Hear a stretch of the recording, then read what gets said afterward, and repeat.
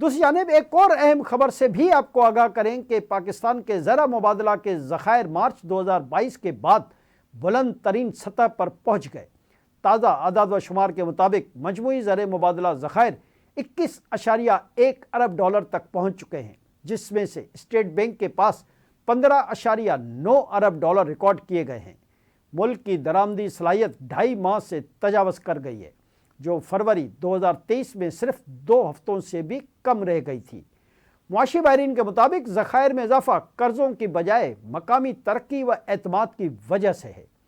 مضبوط ذخائر کاروباری طبقے کے اعتماد میں اضافے اور معاشی استحکام کا اشارہ دیتے ہیں۔ اعداد و شمار کے مطابق بیرونی قرضہ بمقابلہ جی ڈی پی تناسب 31% سے کم ہو کر 26% تک آ گیا ہے۔ بیرونی قرضوں کے حصول میں بتدریج کمی مالی نظم و ضبط اور اصلاحاتی اقدامات کی عکاسی کرتا ہے۔